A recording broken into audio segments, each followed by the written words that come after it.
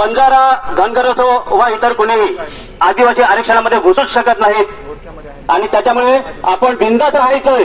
तरी पण जर आपण शांत बसलो तर सरकारला किंवा इतर समाजाला वाटेल की याला काही लेनदेन नाही आणि आपल्याला जे आरक्षण मिळालेलं आहे हे आपल्या पूर्वजांच्या आपल्या क्रांतिकारकांच्या त्यांच्या मेहनतींच्या त्यांनी केलेल्या क्रांतीमुळे मिळालेलं आहे आणि हे आरक्षण टिकून ठेवणं ही प्रत्येकाची जिम्मेदारी आहे। जसं बापाची एखादी संपत्ती आपण जशी जपून ठेवतो टिकून ठेवतो तसं आरक्षण टिकून ठेवणं ही प्रत्येकाची जिम्मेदारी आहे आणि त्यासाठी घरातला प्रत्येक माणूस या मोर्चामध्ये असो आंदोलन असो कोणाला बोलवण्याची गरज नाही, त्यांनी यायलाच पाहिजे।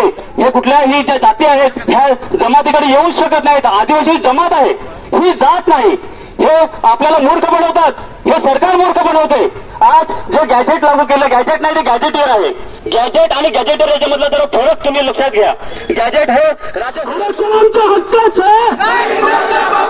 वरती हात करा जरा, आरक्षणाच्या हक्काचं, जंगल आमच्या हक्काचं, पाणी आमच्या हक्काचं, तमाम महाराष्ट्राचा आहे।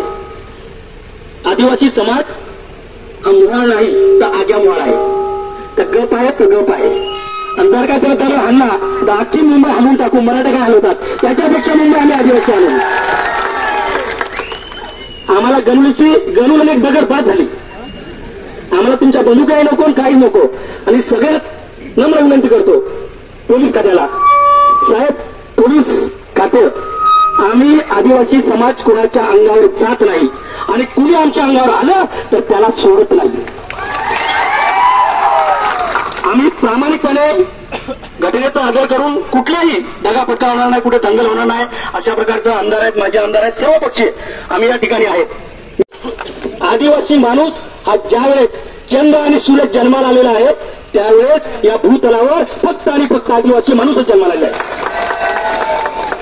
यांना काय आदिवासी संस्कृती माहिती आहे? यांना खेकडा माहिती आहे, यांना अंबाडी माहिती आहे, यांना खेकडा अंबाडी माहिती आहे का? यांना कडुकांड माहिती आहेत का? यांना टेंबूला माहित आहे का? यांना आळवाच्या शिंगा माहिती आहेत का? त्या आम्ही खाल्यात। आणि हे काय दुरान बुला घालून देतात आपल्याला बोलू द्यात। तुमची बकरा आहे ती बकरा कापा आणि जगा। हा आदिवासी समाज आहे ना हा खूप शांतताप्रिय आहे। यांचा बाप पण आपलं आरक्षण घेऊ शकत नाही, यांचा बाप पण हे वयचं देव आखा जरी खाली उतरलं तरी आपल्या आरक्षणामध्ये कुणीच घुसखोरी करू शकत नाही। कारण की बाईटवाल्यांनी भोई साहेबांना प्रश्न विचारला की जर असं झालं तर राजीनामे देऊ का? अरे राजीनामे काय, आम्ही निवडणुकाच होऊ देणार नाही, निवडणुकाच होऊ देणार नाही, निवडणुकाच राजीनामे घ्यायची पाळी वेगळी नंतर एक। आदिवासी समाज शांत आहे, शिवी दिली तरी ऐकतो, कानपडत दिली तरी ऐकतो, पण जर का आमच्या जिकड्या धरल्या तर उचलून आपटतो। आणि तोच इशारा काल माननीय मुख्यमंत्री आदरणीय देवेंद्रजी फडणवीस साहेब यांनी सुद्धा चांगला निर्णय घेतलेला आहे की आदिवासी समाजामध्ये कुठल्याही समाजाला आदिवासी दर्जा देता येणार नाही असं रोखठोकपणे सांगितलेलं आहे, रोखठोकपणे। त्याच्यामुळे आणि याआधी सुद्धा सुप्रीम कोर्टाने कोणी एक मुस्लिम खासदार आहे त्या मुस्लिम खासदारांनी हे देश उद्धव ठाकरे का नाही, हे देश आदिवासी जमात का आहे, आदिवासी लोगों का हे देश आहे हे त्या मुस्लिम खासदारांनी सांगितलं आहे। त्यामुळे घाबरू नका, आपण एवढ्या मोठ्या प्रमाणात इथे आलात, आपली जी एकजूट दाखवली त्या एकजुटीबद्दल मी सगळ्यांना धन्यवाद देतो आणि खास करतो जय हिंद जय आदिवासी। त्याच्यानंतर सन्माननीय माजी आमदार सुनील भाऊ घोसारे साहेब आपल्याला मार्गदर्शन करतील। जय आदिवासी।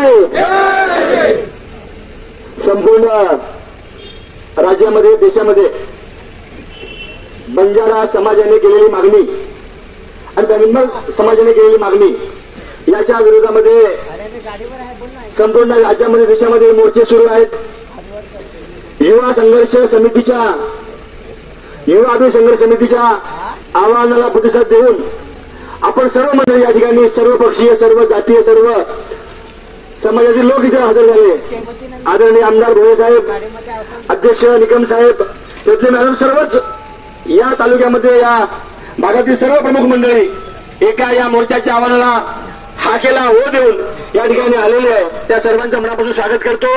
त्यानंतर मधल्या काळामध्ये पुन्हा मागणी सुरू झाली आणि पुन्हा एकदा 2024ला 23 मार्च 2023ला पुन्हा सुप्रीम कोर्टाने धनगरांची आरक्षणाची मागणी सुप्रीम कोर्टाने फेटाळलेली आहे। आता गॅजेटियरचा विषय आला, जरांगे पाटलांनी मागणी केली की मराठा समाजाला जसं गॅजेटमध्ये आरक्षण आहे तसं आम्हाला द्या, आणि त्यामध्ये उल्लेख आहे की जाती आपण जमातीमध्ये मोडतो. गॅजेटियरमध्ये आदिवासी समाज हा आपल्या जमातीमध्ये आहे, त्यांचा उल्लेख जाती म्हणून आहे बंजारा समाजाचा. त्यामुळे त्यांची मागणी चुकीची आहे. परंतु त्यांच्या समाजातले नेते हे त्यांच्या समाजाच्या जनतेची दिशाभूल करतात आणि म्हणून हे मोठे प्रचंड मोर्चे आपल्या विरोधामध्ये निघत आहेत. त्याला उत्तर देण्यासाठी आपण सुद्धा आज जसा हा मोर्चा केला तसा आजचा मोर्चा एक पुसरला आहे नांदेडमध्ये. काल परवा हातगाव मानूरला झाला. हे आपल्या समाजासाठी अतिशय हिताचं आहे आणि आपले हक्क, आपले आरक्षण याचं रक्षण करण्यासाठी ही लढाई आपल्याला सुरू ठेवावी लागेल. येत्या 3 किंवा 5 तारखेला आपला मोर्चा हा पालघरला होणार आहे. आपल्या सगळ्यांना सुद्धा आवाहन आजच करतो की एक मोठा त्याच्यापेक्षा 10 पटीने आपला समुदाय त्या ठिकाणी आपल्या मुलाबाळांच्या हितासाठी, त्यांच्या हक्काच्या रक्षणासाठी जमवलं पाहिजे असं आवाहन करतो. आदरणीय आमदार साहेबांनी त्यांच्या सगळ्या सहकार्यांनी, आम्ही सर्व लोकांनी त्या ठिकाणी एक नुसतं आवाहन केलं. आपण सर्वजण इतक्या मोठ्या प्रमाणामध्ये आलात. धनगर चिल्लर आपण जिंकलेलो आहे, ही पण नाही आपण जिंकणार आहे, कारण बाबासाहेबांनी दिलं संविधान हे तुमच्या आमच्या बाजूने आहे, आपल्या बाजूने आहे, कायदा आपल्या बाजूने आहे. त्यामुळे कुठलीही शक्ती आपला त्या ठिकाणी हक्क लावून घेऊ शकत नाही. आदिवासी समाजाचं आरक्षण पाहिजे असेल तर त्याला आदेशामध्ये जन्म घ्यावा लागेल. हे सांगायला काय कुठल्या या ठिकाणी पाऊस असताना सुद्धा आला, त्याबद्दल तुम्हाला सगळ्यांना मी मनापासून धन्यवाद देतो.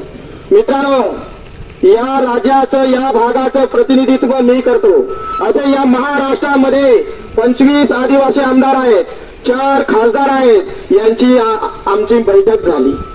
आदिवासी विकास मंत्री आदरणीय अशोकजी उईके साहेब आणि आदरणीय झुडवाळ साहेब यांच्या नेतृत्वाखाली बैठक झाली. त्या ठिकाणी आम्ही ठणकून सांगितलं, काही झालं तरी चालेल, पण आपण बंजारा आणि धनगराला आपल्यामध्ये घुसू द्यायचं नाही.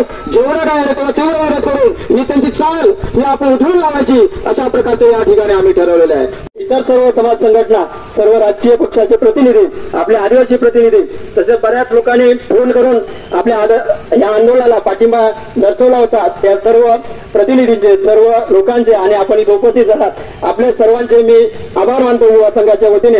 याच्यानंतर आम्ही मोजके 15 प्रतिनिधी हे प्रांत ऑफिसला जाऊन तिथं आपल्या ह्या ज्या मागण्या आहेत त्यांचं निवेदन देणार आहोत.